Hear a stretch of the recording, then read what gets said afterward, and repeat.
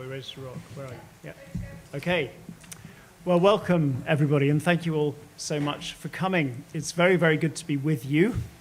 My name is Giles Goddard, and I'm the chair of tonight's panel, and I'm also chair of Faith for the Climate and Make COP Count. And we have a panel today of people, some people who I've worked with very closely, and some people who I've met very recently, in fact, for the first time today. But we're all in different ways involved in working on climate within and across faith traditions.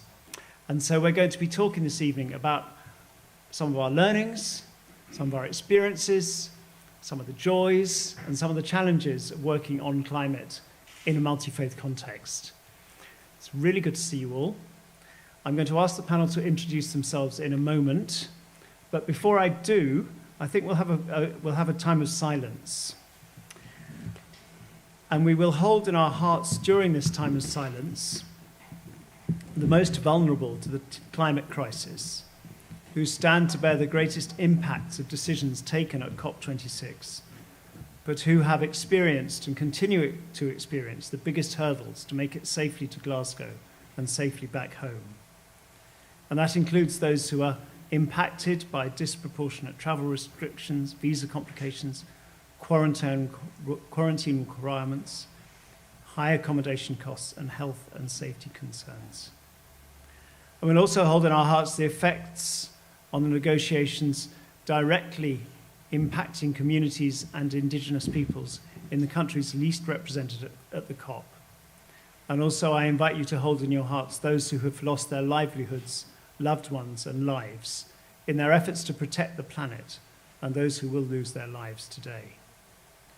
And so we hold our evening in solidarity and interconnectedness for a few moments of quiet.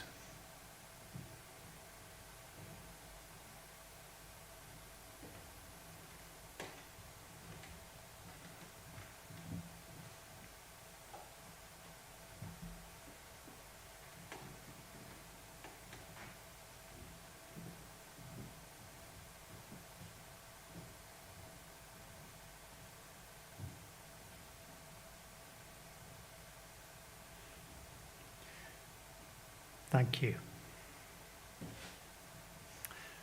So as I said at the beginning, my name is Giles Goddard, and I'm chair of Faith for the Climate and Make COP Count.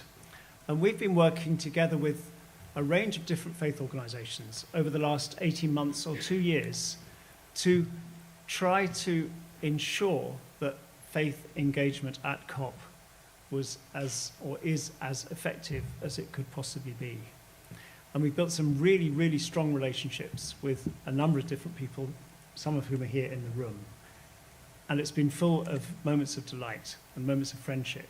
And it's also been a huge challenge. And it feels rather extraordinary to have reached this point in the journey where we're actually here. I was just saying to Maury, who I think we met first in Euston Station, didn't we, about 2 years ago, and had a coffee. And we were beginning to plan, and here we are doing it. It almost feels slightly unreal. So what I'm going to do is I'm going to ask each of you to introduce yourselves and just say a little bit about what brought you here today. And then we've got some questions which we're going to think about. We've got 2 sets of questions. They're quite interesting questions. So we're going to spend time on the first set for about half an hour, and then the second set for about half an hour, and then we'll open it up for a plenary discussion and conversation after that. And we'll finish not later than 8:30. So, but first of all, I'll ask people to introduce themselves, starting with Rabbi Jonathan. So I'm Rabbi Jonathan Wittenberg, and I guess I'm representing the Jewish community here. I'm a founder of Eco Synagogue. We learnt from Eco Church, and it's a pathway for Jewish communities to engage ever more deeply in climate action and in our own homes and community centres as to the way everything from the commodities we use to the teaching and preaching, local and national action that we engage in. I'm also here because this whole subject grips me ever more deeply and is the issue, and because I love Scotland. Thank you. Wonderful.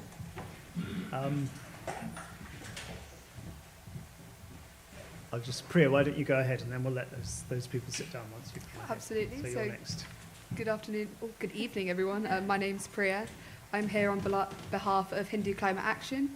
So we're a fairly new organisation. We started up last June, so in 2020, and I suppose I'm here representing the Hindu community. I'm really excited to see what COP brings, and hopefully we can see some action and some real positive outcomes from it. I would say I love Scotland, but I've not been here, so I'm really excited to see what this week brings, and hopefully I can explore a little bit as well. So it's lovely to meet everyone here, and hopefully we'll have some great conversations.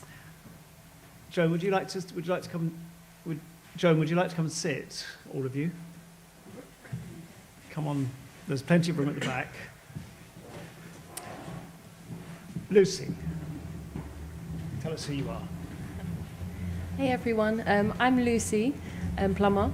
I am a member of the Soccer Gakkai International UK, so I'm in the youth division, and I'm also on the steering committee for the Religions for Peace UK Interfaith Youth Network.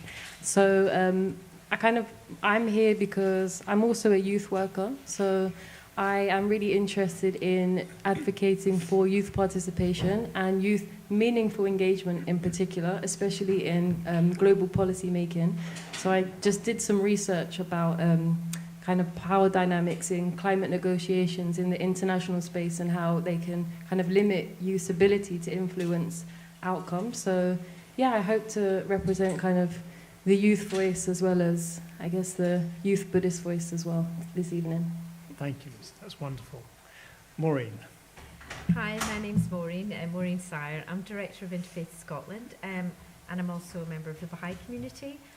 So I'm part of what they call the Baha'i Task Force for COP26. I'm here because the lovely Olivia, who's here somewhere, invited me to be here, but also because I've been working with all the faith communities of Scotland to try to create platforms where they can come together and share their best practice and all the different things that they're doing, learn from each other, support each other, and just totally engage with what's happening. Thank you. And Maureen was responsible for organising the Interfaith Vigil on Sunday, which many of you, I think, were probably at, which was an extraordinary event. Thank you. Livy. Good evening, everyone. My name's Livy Hanks. I manage the climate justice work of Quakers in Britain. I'm here in Glasgow with several colleagues to support Quaker activists at COP26 and also to support some of the interfaith work like this and support the wider climate justice movement. I've been quite heavily involved in the work of the interfaith coalition Make COP Count, which Giles mentioned, particularly steering the advocacy work and particularly on the issue of loss and damage finance, which I hope I might be able to say a little bit about later. So one of the things I'm hoping to do is that we can use some of the work that's already been done and the work that's being done here in Glasgow among faith groups to lay the groundwork for a faith loss and damage campaign, which I think could be something really powerful as a way to take this work forward. Thank you. So that's a hint about what Livy might be talking about later. Cameron. Thank you. My name's Cameron Shazad. I'm from Birmingham.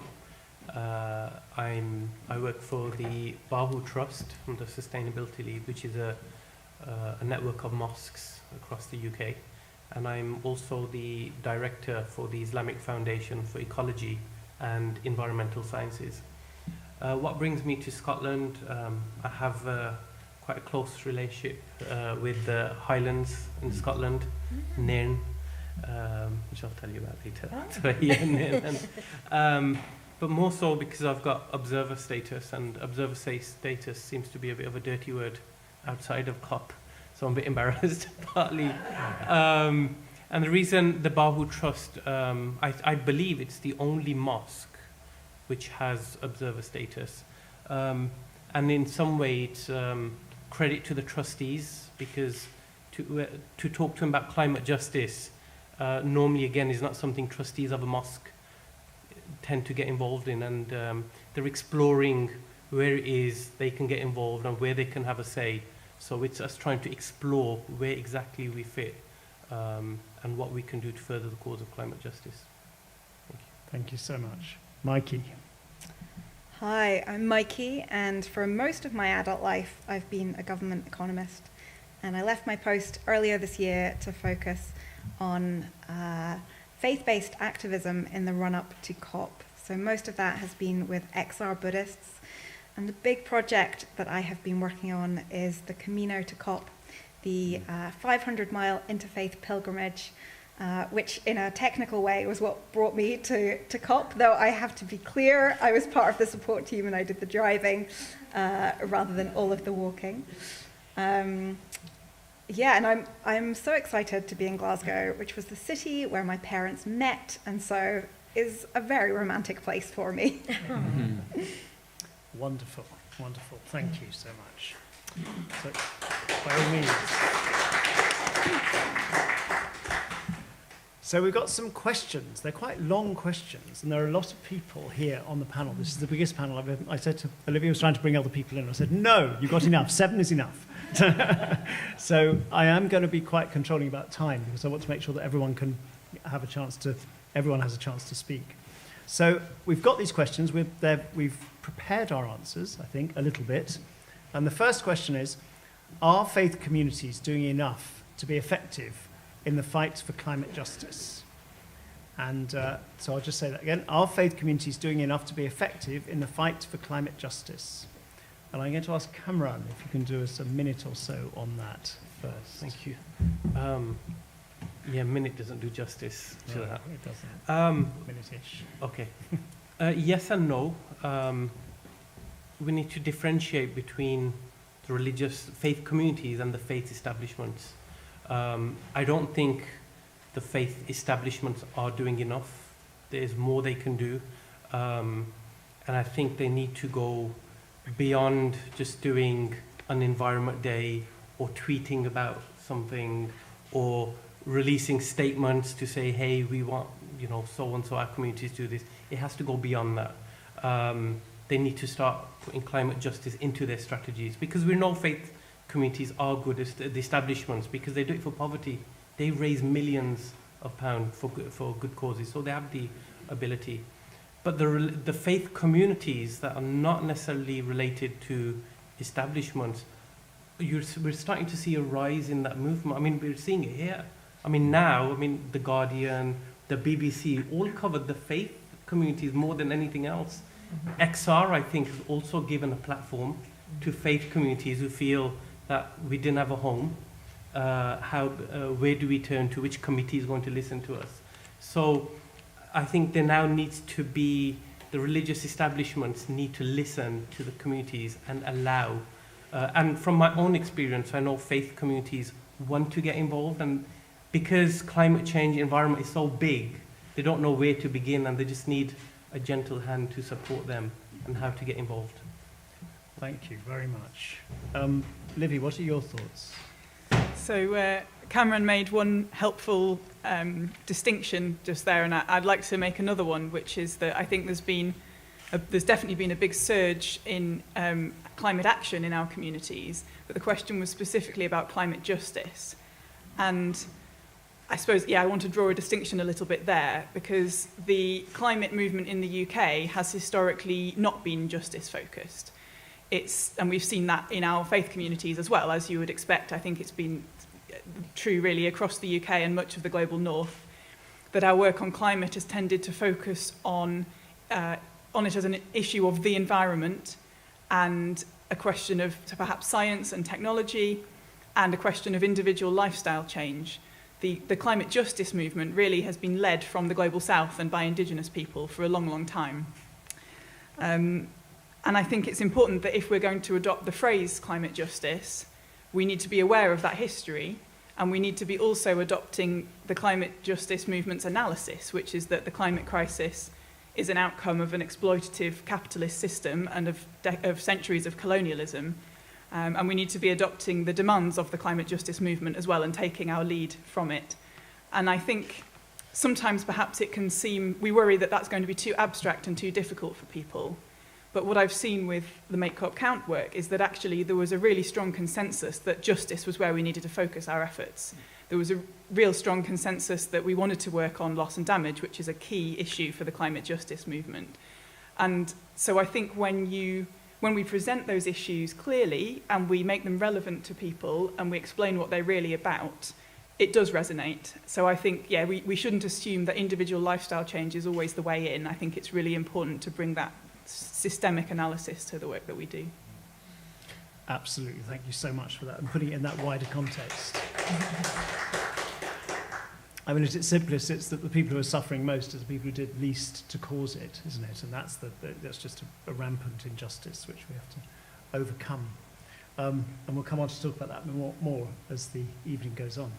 Priya, what are your thoughts on Livy, this? thank you so much for just highlighting that there is a big imbalance and there is an important shift that needs to be made. So having conversations like this is such an important way to start that and to continue that movement from going on. But I think Cameron also made a really good point about communities doing a lot of great work, but it needing to transpire higher up in perhaps the leadership of larger groups. So I think I saw on the UNEP Faith Programme website that it said 80% of people have some form of spiritual or faith-based background. So that's a really large majority within the community. So if there are so many of us and we are all working, or we could all be working towards the same thing, I think we can have a really great impact. So it sort of poses the question of, if we could do it, why aren't we doing it? And if we're doing enough is really, really important. But it shouldn't take away from the fact that the communities are doing really great work, and you can see a lot of grassroots organisations making really big steps. So small organisations like, I don't know, Go Dharmic did a really great online webinar where they just showcased loads of individuals doing great work in larger organisations. So grassroots groups are doing great things, and hopefully that will bring leadership into it as well. I think that's absolutely right. And I think if you compare with 2015 and the run-up to Paris, when there was a lot of faith-based work, but there's exponentially more in this time. And there's such a great presence, isn't there, in Glasgow, which is indicative of that. But as you say, it's the word enough is the key word, isn't it, really? Which kind of leads us on to the next question, which I'm going to ask those who haven't yet spoken to respond to, which is, how can religious actors mobilise on climate action within their communities? Because if we say that we're doing a lot, but not quite enough, what can we do to help that more to happen? So how can religious actors mobilise on climate action within their own communities? And perhaps, maybe, Jonathan, would you like to start on that one? So it's a challenge. I found it not easy to persuade my own community and those around me that this really is the world's most important issue, and that justice is a central term in it. But the power and the amount of publicity around COP is going to help us to accelerate the pace of mobilization. And I think it's got to include various levels. Communities themselves have to commit and create their own teams, bottom up and top down, across the generations, to do the kind of things that communities can do in their own central spaces. But if I look at my community, we've got one synagogue, but 1,000 homes. So then how does one persuade people to make the individual lifestyle transformations, some of which are really quite challenging in terms of what people are used to? And then, and this became very clear to me today in the Green Zone, listening to the kind of work that groups like Arocha are doing, how do you follow the negotiations, know where to lobby, take the energy of your faith group to the sticking point where you can really make a difference? How do you even know where that is and do it? So there's all these different levels, and none of them are simple. Yes, no, absolutely. And you're right, it's such a kind of complex question, isn't it? And it's how we can answer it. And there are so many different answers. But thank you for that. Lucy, what are your thoughts? I would say that there needs to be more kind of trust in young people and support for young people. And I think for me personally, intergenerational solidarity is such a thing that we really, really need, and is really lacking across society, but in the faith community also. So just really quickly, so as I mentioned, I'm part of the Religions for Peace UK Youth Interfaith Network, and we did a study piece this year for an international research symposium which was called Youth Engagement with Religion and Faith in 21st Century. So we kind of explored the intersection of youth faith and activism, and kind of the status of religion in the lives of young people of faith. And what was really clear is that young people felt that they were just not being engaged enough by the leaders of their community, especially these are young people of faith, so they're religious leaders. And there was just there was a real divide between kind of older members and younger members. And this is something particularly for climate action that I think we need to really be careful about, because there are many kind of realms in society that are trying to portray the picture that, you know, young people on the front lines and doing everything, which there may be some truth in that, but there's also been many generations that have pushed the agenda up to this point, and we need to now recognize like all of the efforts that have gone and how can we work together now going forward. And just to say, like, I'm here as a youth of SGI UK because I hope my faith leaders have kind of trusted me and enabled me to be in this position. And, you know, from me being able to go into the green and blue zone and just talk to people and just have so much engagement with youth, that is really because of kind of the trust and support I've been given. So I think, yeah, that's something that we all really need to work on, and it's from both sides. Young people need to open their hearts more, and also adults need to lend that hand and support to us as well. So, thank you. Absolutely. So it's it's sharing the responsibility, isn't it? Maureen, what are your thoughts? I was trying to think of things kind of from the community level, and I was thinking faith communities, they have an opportunity really to mobilise because they meet regularly, just at a very simple level. So, you know, faith communities meet in churches, they meet in mosques, they meet in synagogues, they meet in temples, they come together, and so they have great opportunities for mobilisation. But sometimes in the coming together in those spaces, they also need the experts, the enthusiasts, the organisers, because turning up to church on a Sunday doesn't mean that you're going to become a climate activist. But if your minister or your rabbi or your priest or your imam understands what humanity is facing, they can mobilise people really effectively because they have the voice of their communities.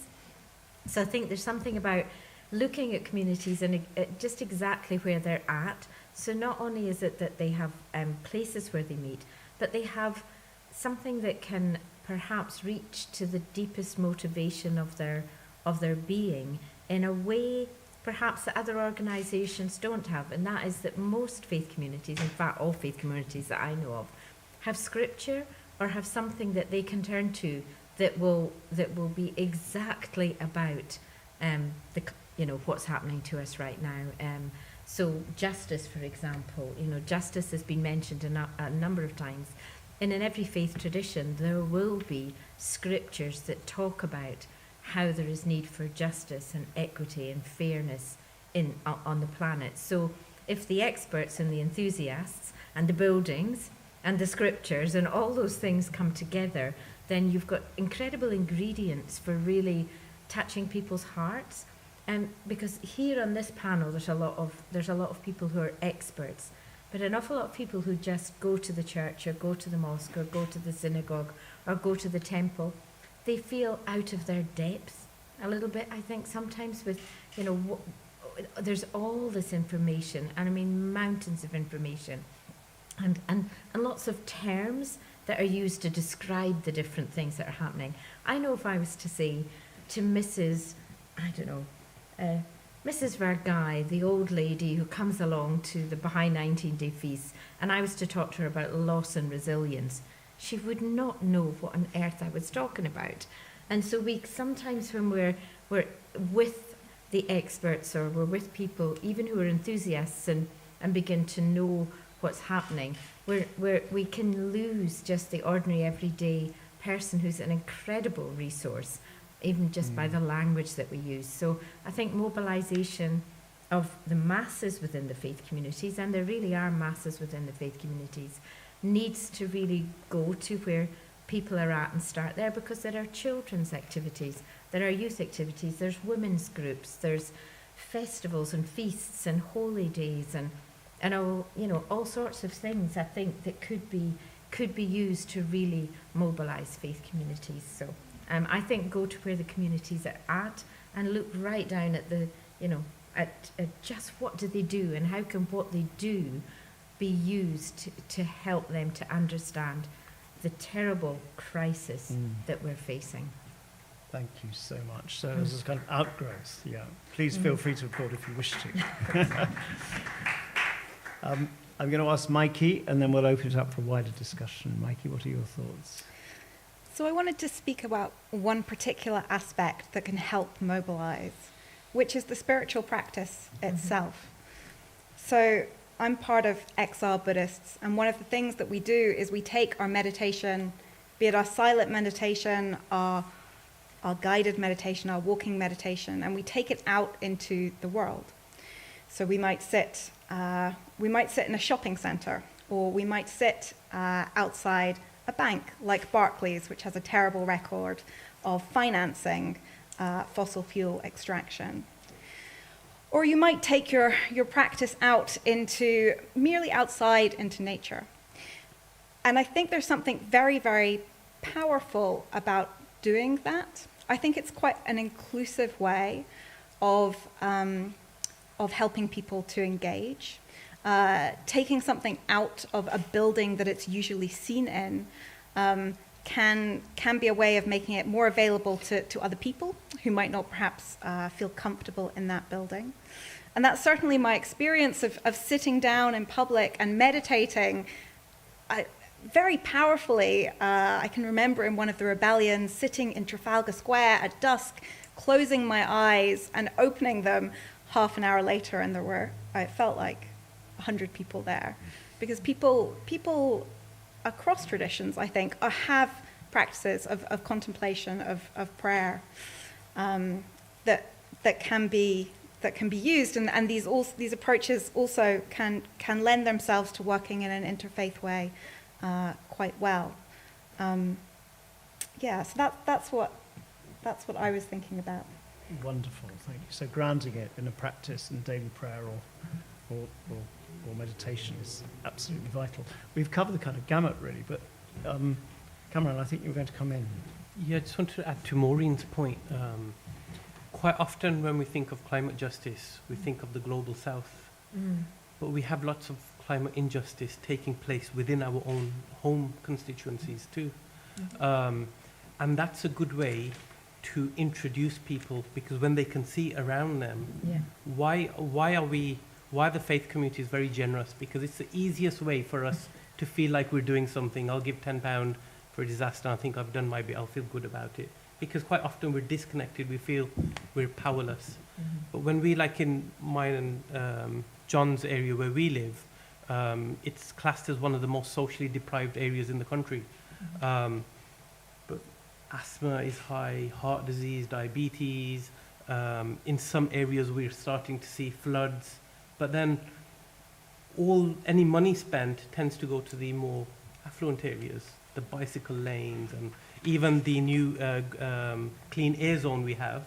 It's the people who've got the more expensive cars are the ones who can afford it, are the ones who don't have to pay. So there's so many issues here. I mean, again, there was a study by King's College that children who live in our area, their lives are cut by 6 months because of air pollution.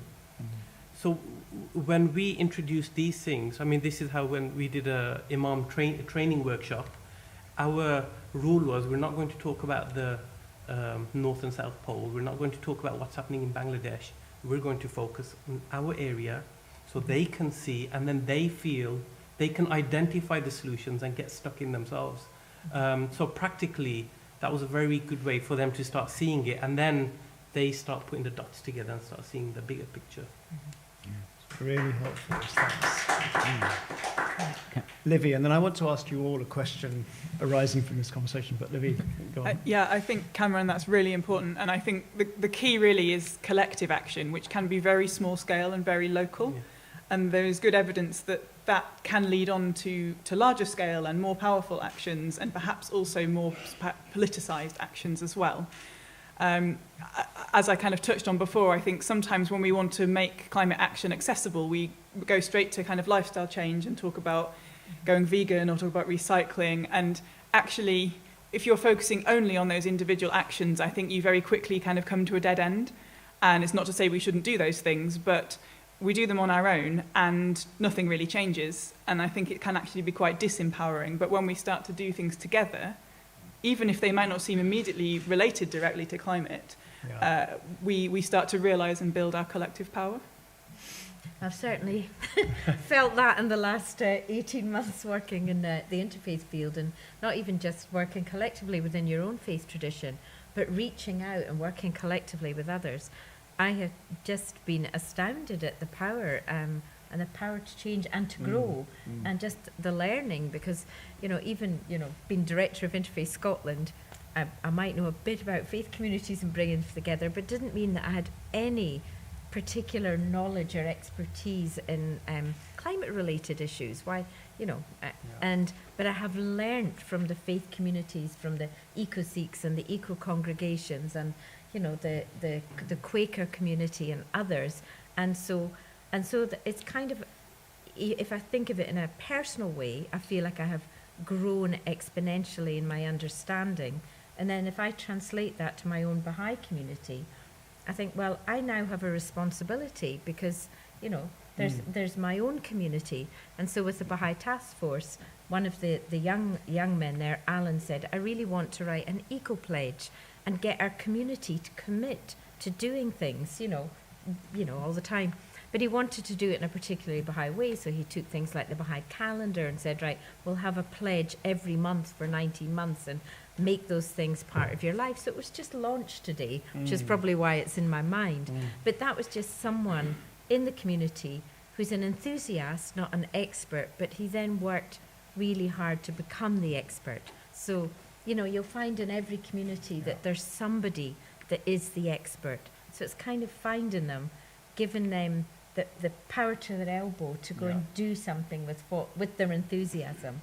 And then they can then go to the experts within your community and help others, I hope. And so often it's one or two people within a community, and it's giving them the support, isn't it, to enable things to grow. Absolutely. Jonathan. Yeah, Maureen, you mentioned a word that I was going to emphasise, because, Mike, you talked about the spirituality of faith traditions, but there's also a very, very strong ethos of both individual and collective responsibility. When in the Jewish community we confess for our sins, we always do it in the plural, because we understand ourselves as participating, whether we like it or not, in the wrongs and rights of our society. So the mobilization of that sense of responsibility can counter the feeling of disempowerment I often hear people feel they have in the face of this vast global issue. And then that works collectively. I found it both inspiring and enjoyable and empowering to then work beyond my own faith, to work together. Collective action, it makes such a difference, doesn't it? And the other thing which I think is really important, and we haven't really touched on yet, is the stories that we're hearing. I mean, Livy, you mentioned that the fight for climate justice has been led until now by the Global South and by indigenous peoples. And I mean, there may be people here, I can't see, but I'm hoping that there are people here from the Global South and from indigenous peoples bringing their voices into the debate in a really powerful way, because I think without that as well, we can end up, just always focusing on the West. And I just wonder if you had any thoughts about that as well before we move on to the next question about bringing in the voices, and whether that would help us to mobilise what's happening in this country or these countries. Well, I suppose one of the things about faith communities is the sense that God has no passport, and so that I'm sure within the Quaker community there are Quakers worldwide, there are Baha'is worldwide, there are Muslims worldwide. So it's very easy to find the stories of situations across the globe. I was thinking of actually 2 years ago on New Year's Eve receiving a phone call from two friends in Australia, environmentalists, and I'm thinking, they're phoning to wish me Happy New Year. And so I said, hi, how are you doing? They said, actually, we're in a field at the moment, surrounded by 70-foot flames and all our neighbours, and we're just phoning because we don't know if we're going to be rescued or not. We don't know what's going to happen. So the world now is, they did survive, they lost everything. Because they're environmentalists, they had 90 acres of beautiful land that they had nurtured, and this was their dream, and it was gone, and their home was gone, and everything was gone, but they decided they would stay. and replant and replenish and try to regrow and reheal in that space. But now, because of global communication, you can be connected with someone from your faith community or another faith community or whatever, just on your phone in an instant. So if you're within the Muslim community and you've got a Muslim community in Bangladesh who's caught up in floods, then your community in London can know about it instantly. And you know, there's something about our global interconnectedness, and our faith communities have, you know, global connections. So yeah, I think there is something in that. Right at the heart of it all. Can I also share? Yeah, Lucy. Thank you. Sorry. Yeah. I think we have what I've observed is a bit of a bad habit of developed countries, especially kind of seeing communities and people from developing nations as like victims and kind of pitying them.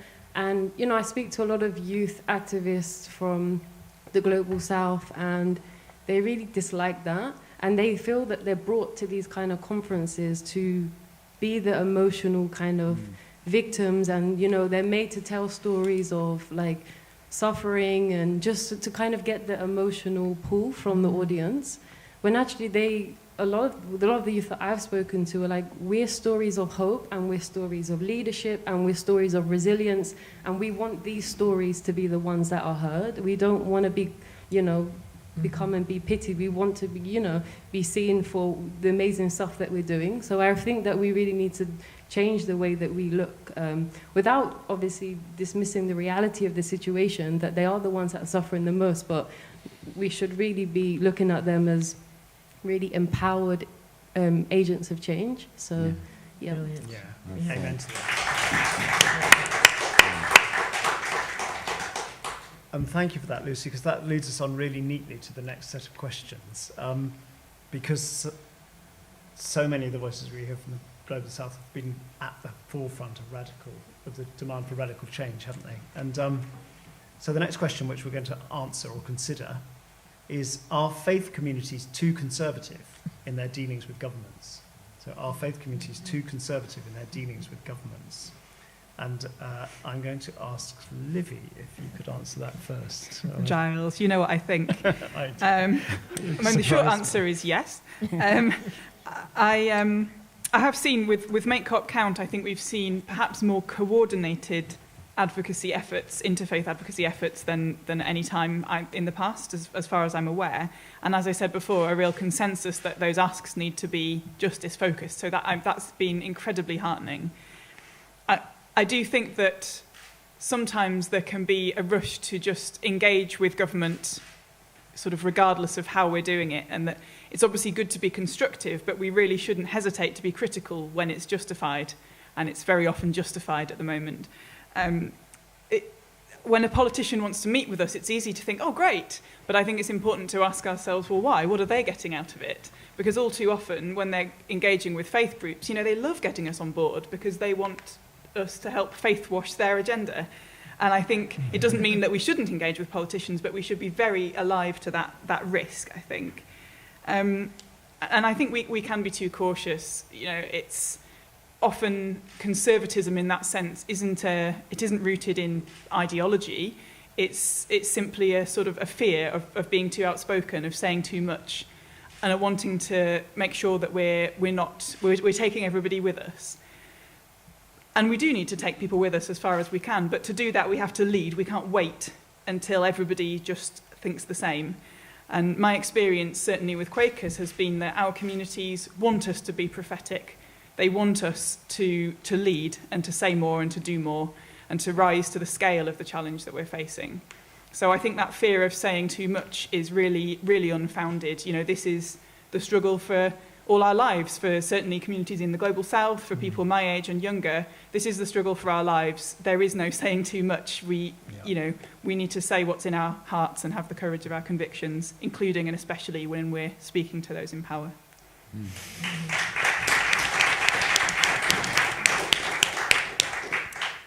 And Jonathan, you had an article in The Guardian, didn't you, yesterday? Yeah, I was livid about the budget. because, and I still am, because the kind of promises and rhetoric from the government and then the financial backing for it is just, I don't think I even need to go into the detail, it just was saying the opposite. And I wrote this piece, within an hour, and in a kind of spirit, I suppose, of anger, but then I felt guilty about it. And I actually felt guilty about it at the vigil, because the prayers were for our leaders. They were not against our leaders. And what's really struck me is we're all on one team here. The entirety of humanity is part of the same team. What one gets frustrated with is if one's front players are not doing their bit. And I'm sure that we're too conservative in our dealings with government, but what being different means needs some real pondering, because it's not, sometimes it's being critical, sometimes it's goading, sometimes it's collective action. But I had one of the most instructive hours of my life just now in the Green Zone, again, sitting with the leaders of Arocha, and they're going through, they said 131 streams of fine negotiation going on here at COP, and before and after, and in order to be effective, they want to know what stage each negotiation is, who the negotiations are, what the pitfalls are, and exactly how you engage. And I think they're being far more upfront, having the knowledge and the capacity then to push the thing on rather than being seen as clashing. So both the prophetic but that very practical tradition. I was thinking of the rabbinic tradition here, if I can say something sort of Jewish about this. When we learn on the Day of Atonement you're not allowed to eat, one of the questions the rabbis ask is, what is eating? Is a mini mint eating, or is it too small? And it's that kind of detail that is also needed to make us effectively more active. And there's no question, we've got to do it. We're definitely too conservative. That's so helpful. Thank you. That's so helpful, because you're quite right, because if we are going to speak to government, we need to speak from a position of knowledge, don't we? Because otherwise we just get batted away to the side, because there you don't really understand. You're just a religious person. So it's having the grounding in the facts, as well as the ethical, the ability to speak ethically as well. Thank you. Kamran, what are your thoughts on this? It's a bit more complex than a yes or no answer. I want to slightly relate it to your previous question about bringing voices.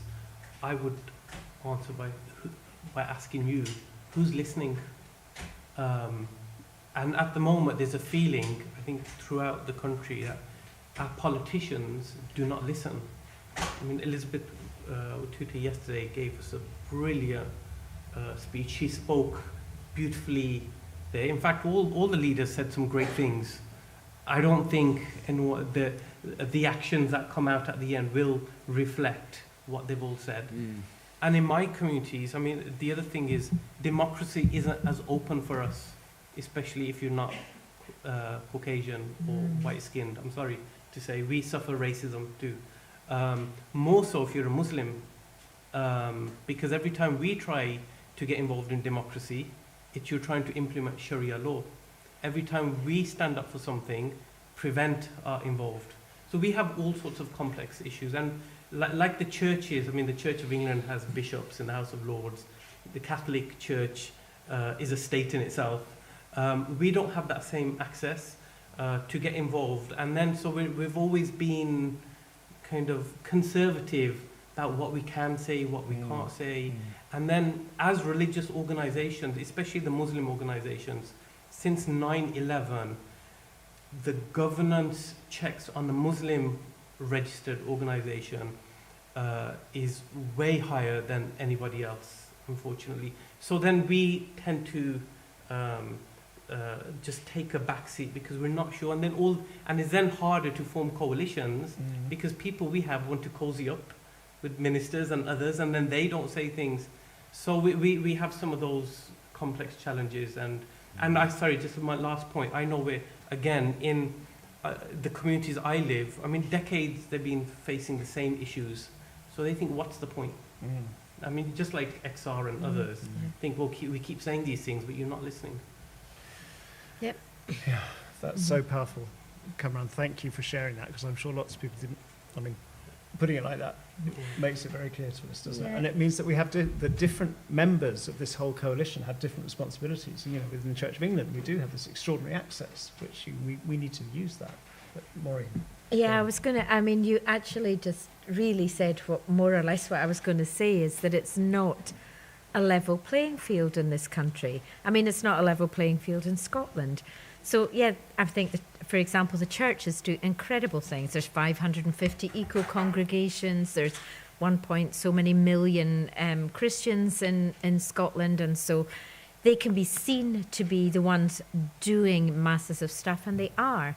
And then I think of something like the Hindu temple just round the corner from here at One Labelle Place, where they have a small Hindu community just, with limited resources, limited people, and I think, sometimes we have expectations of communities that it isn't within their possibility because they haven't it's not a level playing field. I think that's what I'm going to say. There's the whole thing of the most privileged people in the world are actually white heterosexual men, and so then you sort of think, well, where does that work with the Muslim community and those with UK passports even more so? So it's white heterosexual males with UK passports, most privileged in the world. So I will think if you've got that much privilege, there's a heck of a lot more you ought to be and should be doing. So if you are, a 60-year-old Hindu woman who goes to the temple around the corner, then you're partly disabled or whatever your situation is, you're not at the same level playing field as someone else in in another community.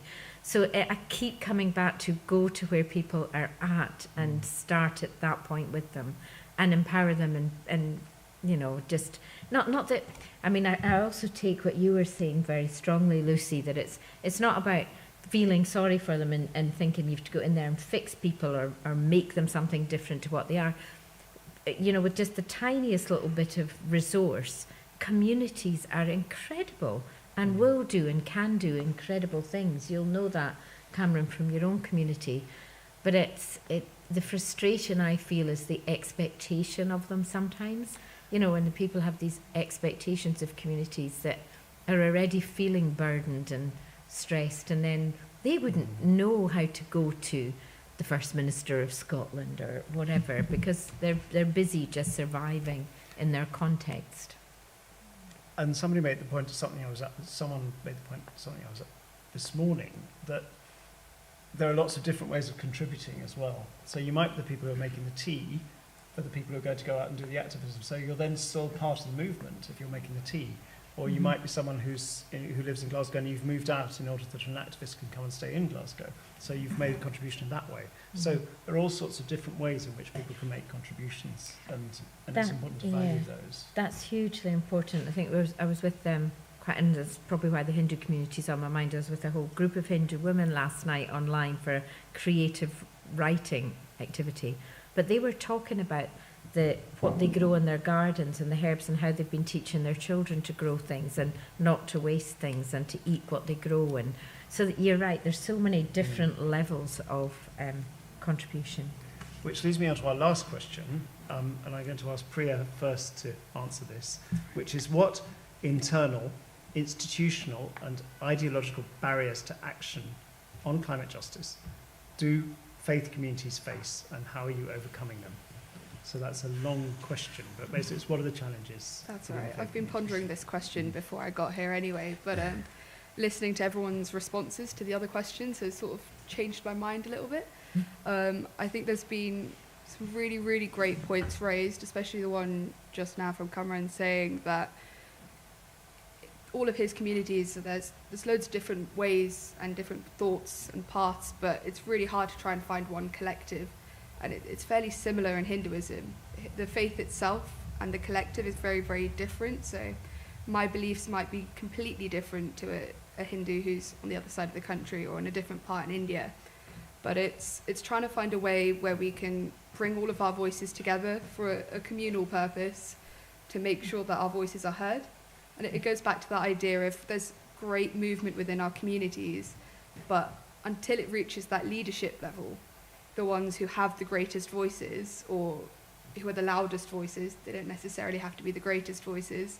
It's really difficult to come over that initial hurdle, and if you can't, you can get really easily demotivated, and that's also a really difficult thing. So after COP, we've got all this really, really big push towards all of our leaders to have a great impact, but if they're all talk and there's no action, will we all as collectives keep pushing? And we need to keep that momentum up.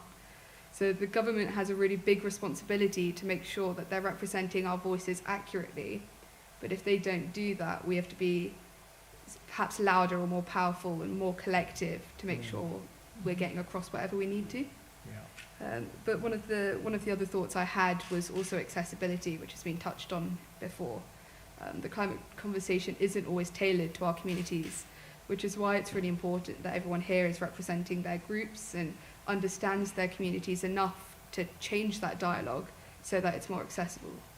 So perhaps my community doesn't necessarily understand, or my family doesn't necessarily understand one type of science that is really strong and prevalent and is a current issue, but if I can then tie it back in perhaps to scripture and make it accessible that way, it's more tailored and it's more relevant to them as an individual. So especially back to climate justice or climate injustice, there's massive scripture.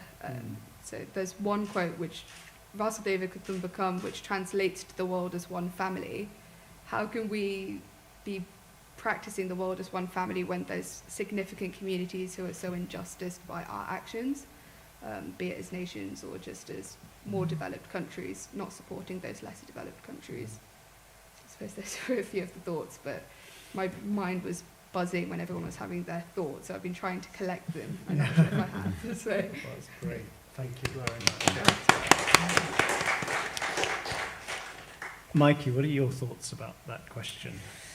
So I had quite a few thoughts, but I want to preface them by saying, so there's about 250,000 Buddhists in the UK, and about 2/3 of them are Asian. So when I'm speaking from a sort of fairly narrow range of experience that doesn't necessarily represent all Buddhists in the UK. So I thought about 4 things that came up with this question, 4 things that are difficult. One is that within Sanghas, there are still people who are skeptics about climate change. I mean, starting at climate change, not even getting on to climate justice. And that can be really difficult for the second reason, which is that there is an emphasis placed on harmony sometimes within the Sangha. So within my own tradition, within Plum Village, the 10th mindfulness training talks about not transforming the community into a political instrument and not striving to not take sides in a conflict.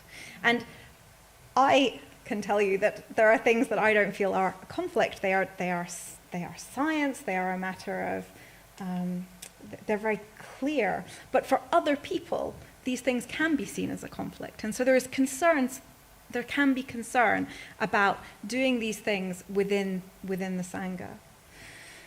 Decisions can often get made very slowly, often by consensus, and that can mean that organizations naturally end up being slightly more conservative than the people who are part of them.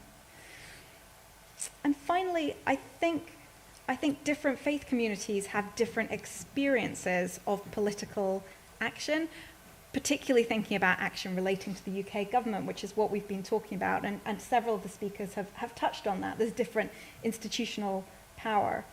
And I think that's probably less the case for some parts, or maybe all, of Buddhist communities. So in terms of what has worked, there's a few things that give me hope. So this, I think in the last year, there's been a lot of work in Triratna to set up the Triratna Earth Sangha. And a lot of that has involved really slow, patient work within an organization to make people feel comfortable with things that perhaps they hadn't previously felt comfortable with. There can be a lot of anxiety around doing things that feel like they're not straight faith-based things. And so that slow work to bring people on board can be really important. It can also be really useful to sometimes step out of that building or that institution, but still using the social networks that come alongside that. So when I lived in Cambridge, just thinking, there's a group of Buddhists who are involved in XR. They set up Silent Rebellion, which is now, it's in Edinburgh, it's in lots of different places. And they all know each other through their local Sangha. But they found it easier to do some of this work outside of their Sangha, but using those friendships and relationships that they had. There are also groups, such as XR groups, that are outside of those traditional faith institutions, but that can work from a very deep place of wisdom and compassion that really speaks to people of faith. Thank you.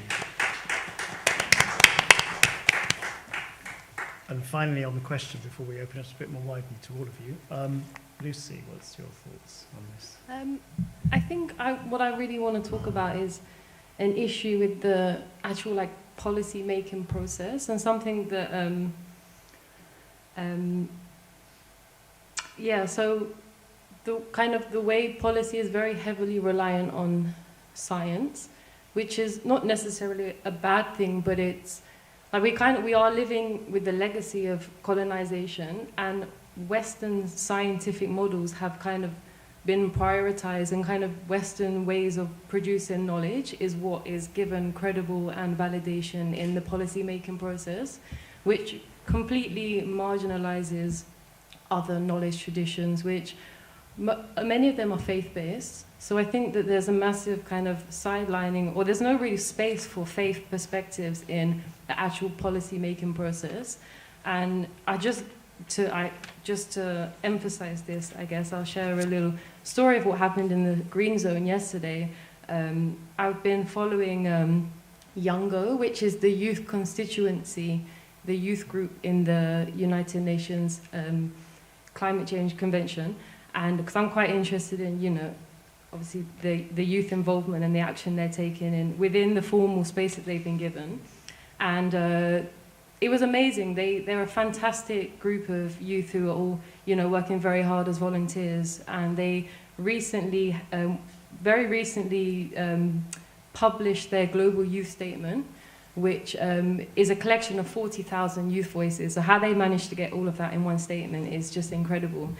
But they were talking about the process of making it, and what they were saying, what I was interested in was there's 12 working groups within Youngo. They're all, finance and loss and damage and many others. There's no interfaith or faith representation.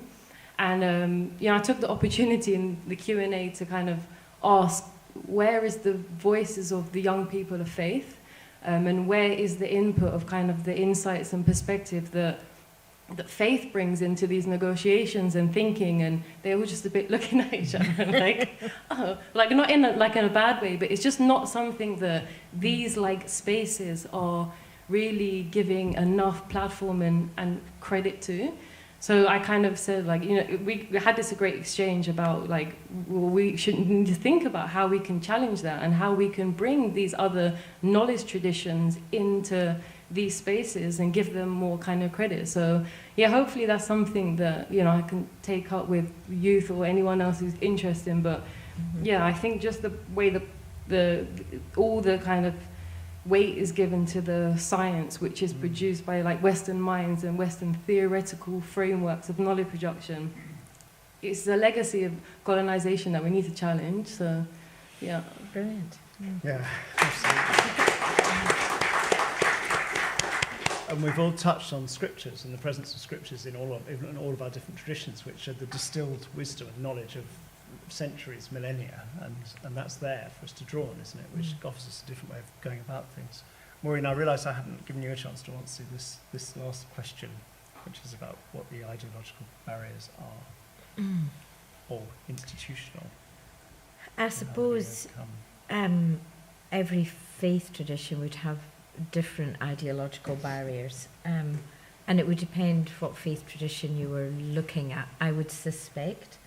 You know, so say, for example, there might be some faith traditions that have a sort of sense that the end of the world is coming and it's inevitable, and then at the end of the world something miraculous is going to happen. So it's kind of like it's going to happen anyway, and you know, we have to just get it out there. There are some faith traditions that have views of the world and what's happening to the world that don't really resonate with I suppose with science, for want of a better word. I mean, I think this is limited, and I think there are more and more faith communities where, you know, I really was hearing what Lucy was saying and thinking, there's quite a lot of sense sometimes that religion and science, they shouldn't be around together. And with my own faith tradition, the founder, Baha'u'llah, said very clearly that religion and science are two, you know, they have to, like he said, if you have science without the wisdom or, you know, of ethics and spirituality and all of that, what you end up with is gross materialism. And he said, if you have religion, however, without the balance of scientific knowledge and investigation and all that goes there, what you end up with is superstition. So there's something about that dialogue, that interaction between science and religion that is so critical. Because, I mean, let's face it, the scientific revolution is really partly what has brought us to the crisis that we're facing. You know, there's all this, scientific, intellectual and knowledge, when it doesn't have a spiritual dimension to it, when it doesn't have ethics and morality and justice and moderation and all the things that traditionally have come for millennia from faith traditions, then what do you end up with? So I think, Lucy, you were just absolutely right to say, where's the space for the voice, you know, that brings this other dimension? And it's not that religion is right or science is right. They're both actually types of knowledge, they're ways of viewing the world, and they're not mutually exclusive ways of viewing the world. They can have a conversation with each other and be great, you know. Yeah. And it's absolutely clear that religion has been complicit in getting us to the situation where we are today, particularly Christianity. You know, Western Christianity, you shall have dominion over the earth, and that's been interpreted certainly in post-Enlightenment and in Britain as giving us permission to do what we wanted, not just only with nature, but also with non-white peoples. So there's also the necessity to acknowledge that, which opens up a question which I want to ask you all before we go to the plenary, which is whether one of the reasons that sometimes religion feels a bit conservative is because we haven't embraced the systemic change which is necessary in order really to overcome the climate crisis. And perhaps we haven't been radical enough within our religious traditions. And I just wonder whether you thought that might be the case. And I'm going to ask Livy whether you have any thoughts on that. I think it's really interesting what you just said about Western Christianity and its role, and the need to have an honest conversation about that. I think within all Christian traditions, and not all Quakers now identify as Christian, but certainly it evolved from Christianity. And we're very much, for British Quakers, you know, I think it's really important for us to grapple with those legacies as well. Important to remember that the majority of Quakers are not in Britain. They're in East Africa and South America. But yeah, I think it's all tied up. It's not purely about scriptures, because actually, of course, I mean, Christianity is as radical at its heart today as it ever was, I think. And it's more about how it's become embedded in the establishment and how it's gone alongside the kind of Enlightenment thinking and these ideas that have led to colonialism and this idea that we can, you know, we can do whatever we want, we can exploit the earth, we can exploit people. I don't think that is, that wouldn't be my reading of Christianity, but it's obviously there's a whole set of cultural norms that have kind of emerged in parallel. So I think what's important is to be honest about that and have that conversation. I mean, generally in UK society, we've seen what is happening. Now we're finally seeing some attempts to grapple with our colonial legacies, and it's making people very uncomfortable, as it should. and we're seeing lots of attempts to shut it down. So I think there's a big challenge there about having that conversation. But I think one of the things that Quakers, I think, have to bring to the conversation about climate justice and systemic change is a long history of action for social change. And when others were talking about perhaps institutional or ideological barriers to action, I felt that I'm quite fortunate in working with Quakers who, partly for reasons of privilege, but held by many, but also for reasons to do with the background of the faith and where many people are coming from to Quakerism.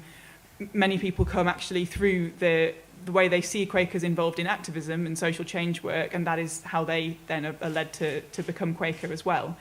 And all of that means that there is, in general, I've found that Quakers are mostly pretty comfortable with the idea of political action and that we should be speaking out on things, with the concept of climate justice, even if there is work to do on understanding the nuances of what that means. So I think, for me, those barriers have been less in my work. And I think it has enabled us to speak out on systemic change. You know, this one of the things that I really love about the work that I do is that Quaker work on climate and environment has been intertwined for some years with work on economic justice, and that's something that Quakers have understood for a long time, that we have to live within our means ecologically, and that means looking at the whole way that we organise our society and our economy, and that we need to move away from ideas of growth and endless consumption.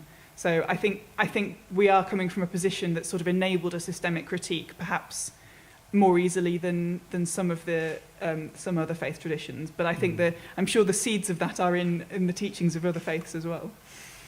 Thank you. Any other thoughts on that question? I'm just very interested in the question, what you said about knowledge. Because in Jewish mystical tradition, the tree of knowledge and the tree of life are the same tree.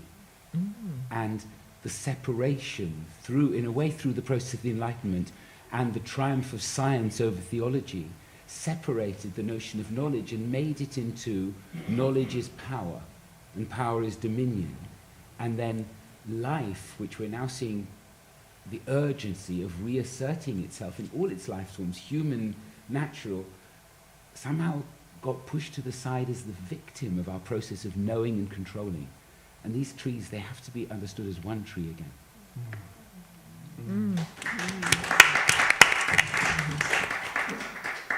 Any other thoughts on really any aspect before I open up the floor? Has anyone got?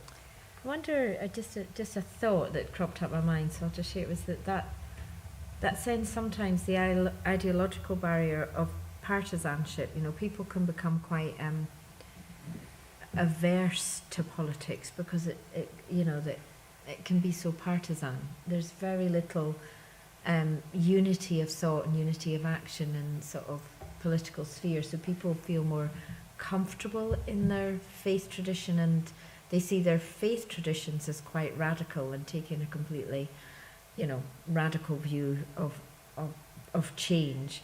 And then they look at the political systems that we have at the moment. I think particularly the kind of fetish of nationalism, which is just, we've outgrown it, we've just outgrown it. We are one human race, we are one world, and we have to find some way to have fair and just global governance. So faith communities sort of lobbying this government or that government can feel like it feels very bitty, like do a bit here and a bit there. But there's something about how do we lobby to have fair global governance systems, because it's one human planet and one human race. So I think it's a really complex issue it's a complex question. It's quite difficult. Can I just add on to that maybe a little bit? I think the challenge when we take things up to a global level is there's so many inequalities across the world.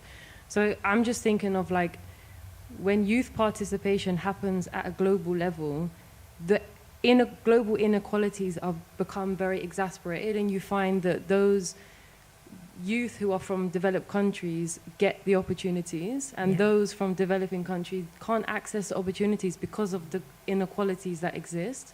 So whilst I agree that definitely we are a global community and we need to have more solidarity on that level, we cannot break away from the local because of the world that we've just constructed is so unequal.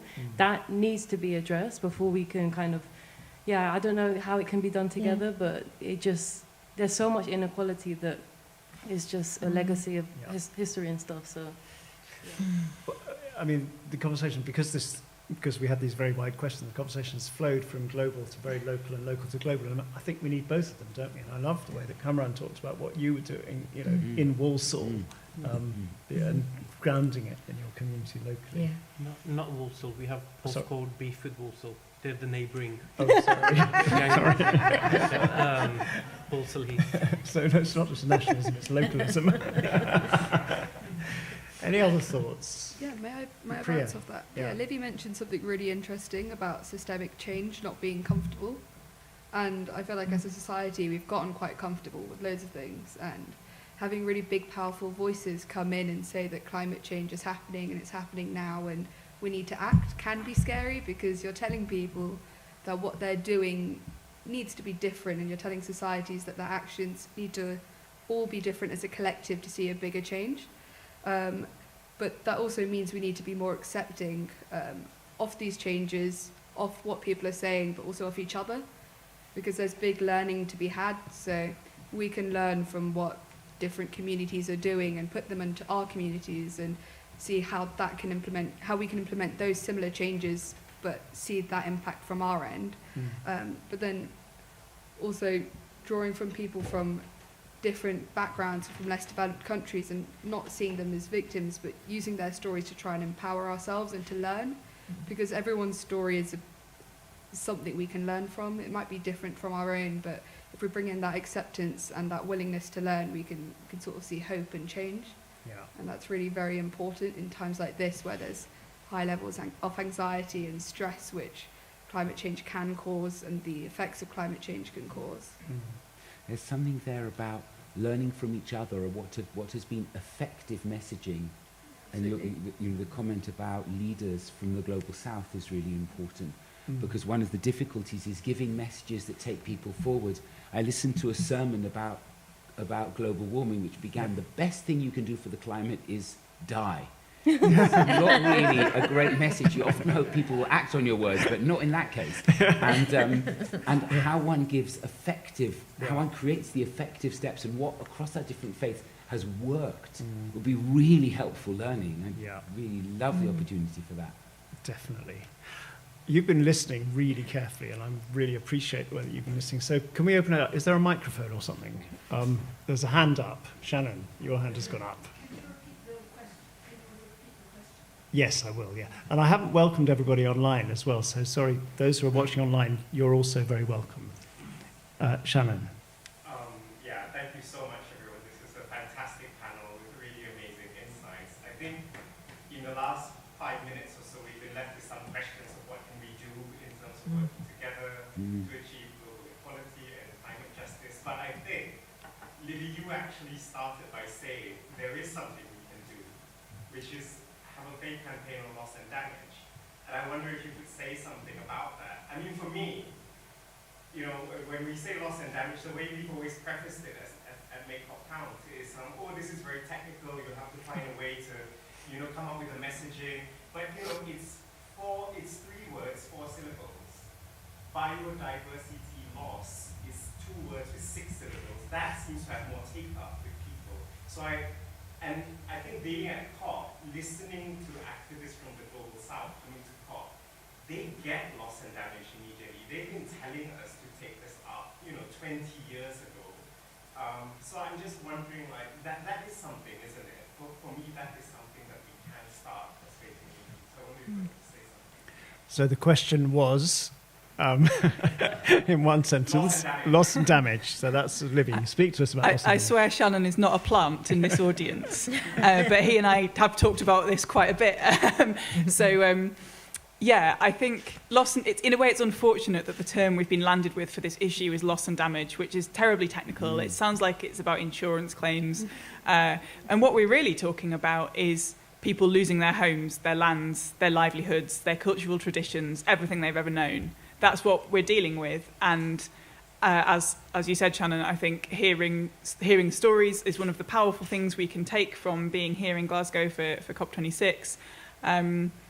As I said at the beginning, I've found it really inspiring working with other faith traditions on this issue, and I feel like we're just getting started, and I really hope this is the beginning of a much bigger and longer running campaign, because I think there are two key reasons for me why this is the issue. Obviously there are many important issues of climate justice we could be working on, but for me this one there's something really resonant about this as an issue for faith communities, partly because of the links that others have spoken of that many of us have with our communities, our brothers and sisters in other parts of the world, and partly because this is such a clear moral argument to be made, that these are the people who have done nothing to cause climate breakdown are now suffering all these losses, suffering this catastrophe, and the rich countries who've enriched themselves through burning fossil fuels and causing this crisis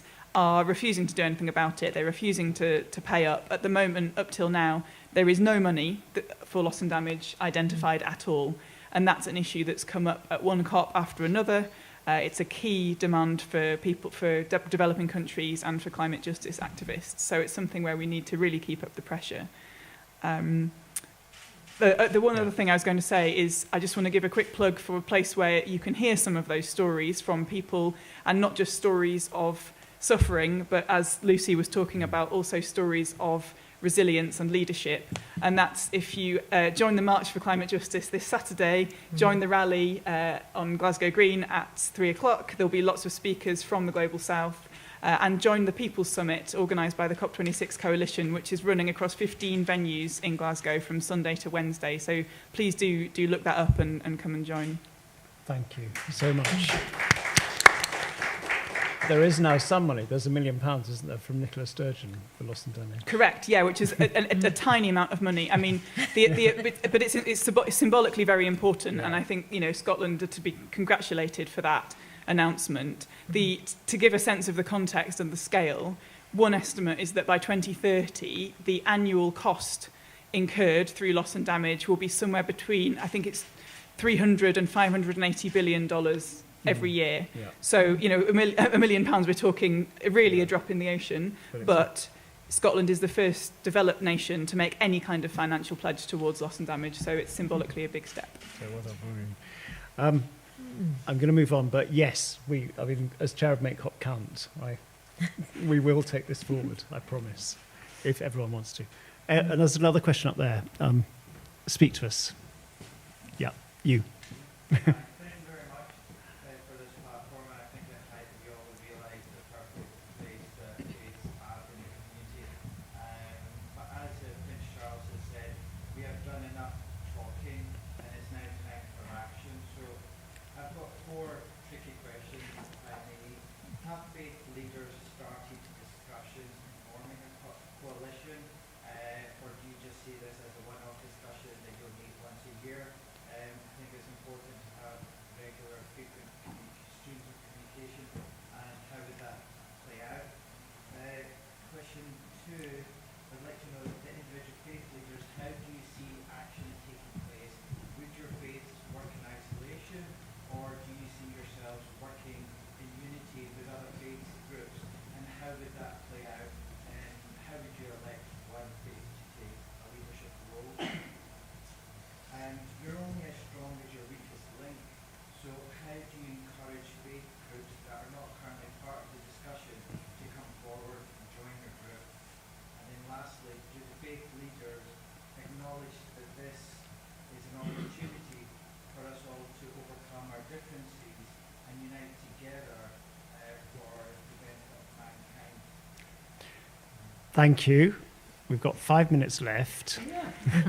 I'm going to answer your first 2 questions, which is to say that we do work very closely together, not just at the kind of, I think, Make COP Count, and this is a sort of grassroots level, if I can describe it as that, and we're all kind of working on the ground, but at kind of more senior levels, there are ongoing conversations all the time, and I'm sure there will be more following this.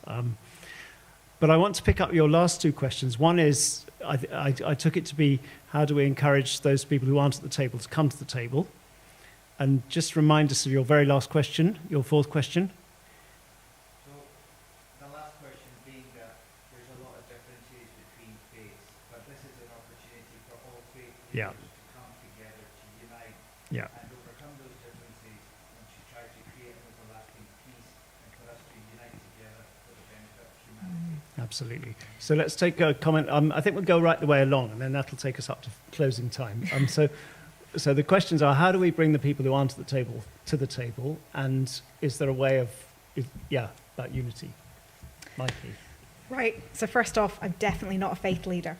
I wanted, on the question of how we bring people to the table. So I'm part of the Eco-Dharma network, which is part of Faith for the Climate.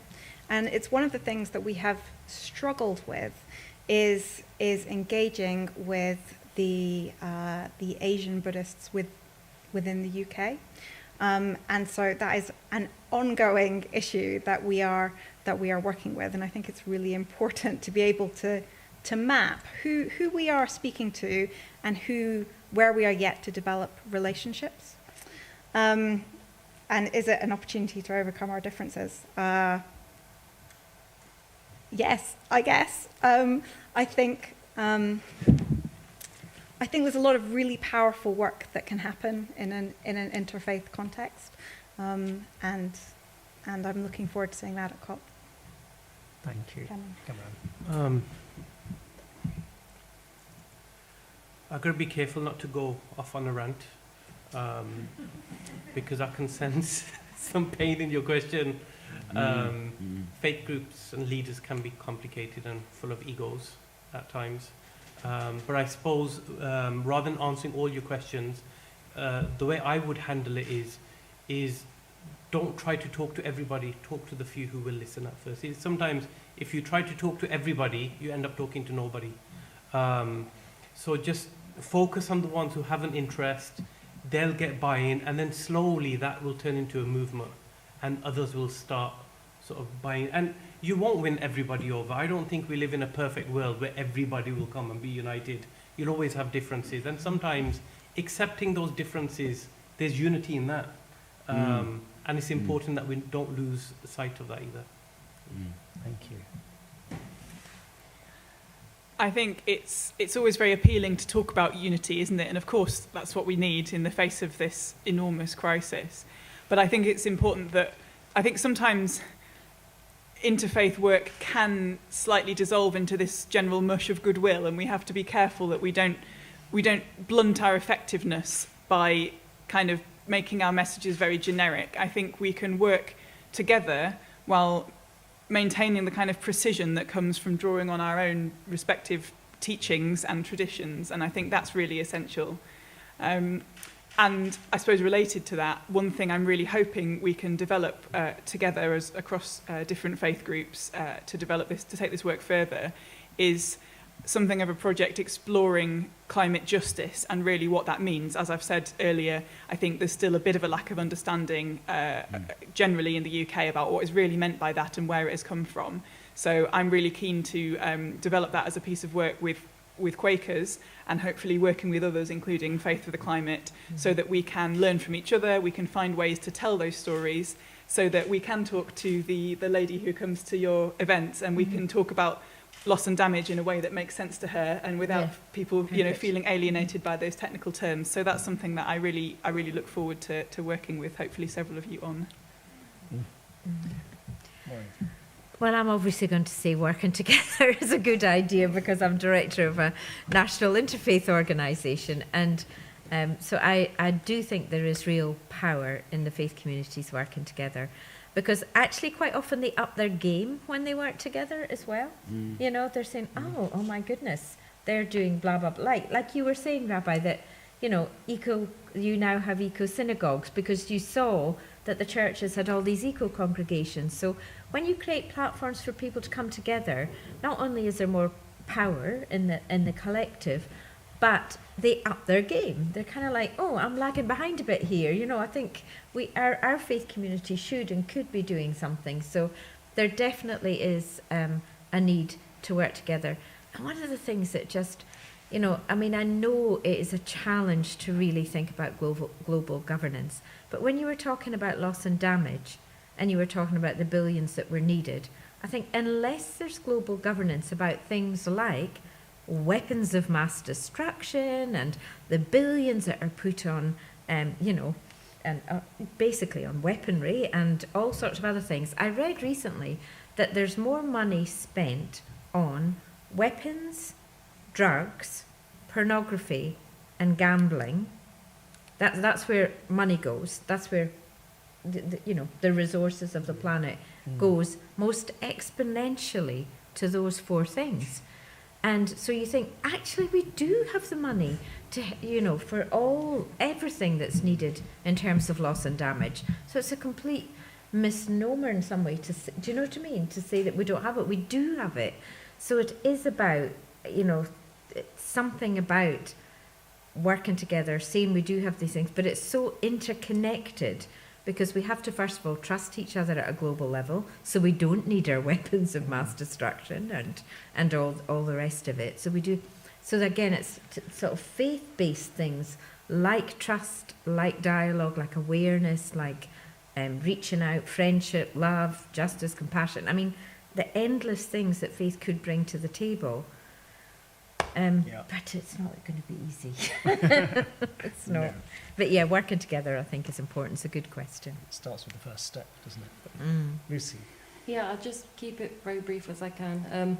I think something unique about the youth interfaith movement is the impact of globalization. And I think, you know, globalization in the past recent decade has had many impacts, good and bad. But I think a good impact is like young people nowadays have quite a strong sense of a global citizen identity. So you'll find that kind of principles like dignity and justice are ones that youth really kind of lead with and act on solidarity for. So it doesn't matter like what religion you are, what faith tradition you have, like those senses of dignity and justice are what really cause us to unite in solidarity. And that's something that I feel really strongly about the youth interfaith network in particular, kind of like if you're youth of faith, you kind of, I believe you've done quite a bit of soul searching to personally choose to practice a religion. I think a lot of people now, younger people, are kind of choosing to practice a religion rather than being born into something or, you know, just following it because it's kind of what we're choosing more. So, you know, we've really done a lot of soul searching to find something that we really connect with and try to embody that. So when we like bring it into our work, we're coming from a place of like, I'm not trying to preach, I'm just being influenced and guided by like my faith traditions, and then I'm working towards justice and dignity. And I think a lot of you share that kind of spirit. Thank you. Priya. I might not be directly answering your question here, but on bringing new people to the table, so the organisation I'm with, Hindu Climate Action, I'd like to think we're fairly new to the table. We joined Faith for the Climate fairly recently, and as a group we started up in June of last year. And as a new group, we were wholly accepted into all of the different events which Faith for the Climate are organising and all the other wonderful interfaith events that have happened at the lead up to COP. So I think there has been a really big sense of community within all of the individual faith groups, but then also as a collective. And I've experienced that just personally since we started up HCA. So I think there is a really, really big interfaith community, and if you're involved with it, even events like this, I'm sure you'll be able to feel it. But we're all grouping together in trying to combat this issue, which affects us all. So our beliefs being slightly different, or our methods of practicing being different, it's essentially overlooked in the fact that there's a bigger issue we all need to group together and tackle. So I think that's been really, really great, especially on the lead up to such a big event like this. Yeah. I love working together, and I appreciate everything that's been said. But I want to just put two things there. Somebody said the word nationalism. I think it was you, Maureen. I think people actually need some sense of specific identity. So rather than sort of putting our difference aside, can we use our differences for a collective purpose? And, you know, I approach this drawing on the traditions of being Jewish.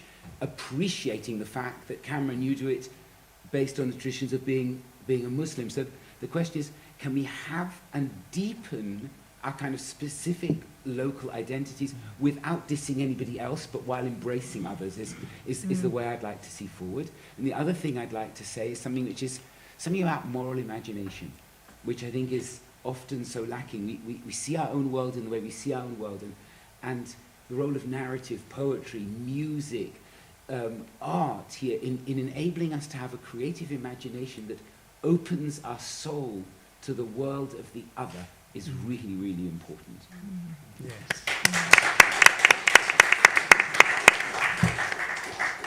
Opening our soul to the world of the other, that's wonderful. And that's the perfect way on which to finish, except that I want to have the last word. And I just want to say that often we mix up unity and uniformity. Yeah. We live in a world which has, I read the other day, 8 million different species. And so it's not surprising that we have amazing range of ways in which to worship the other, or to be part of that other life in faith traditions. And we don't want to kind of narrow it all down and make it all the same, because I think that would be kind of diminishing our humanity.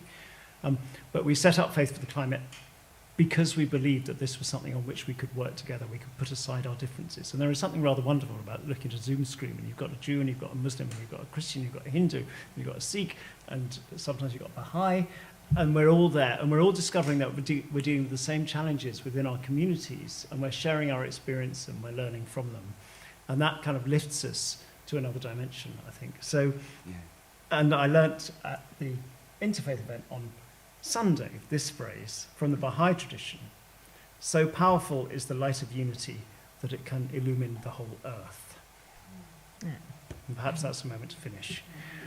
So I just want to say thank you to all our panelists for everything that you've given and everything that you're doing, because I know you're all working incredibly hard in this world on this. So a huge thank you to you all for giving of yourselves this evening.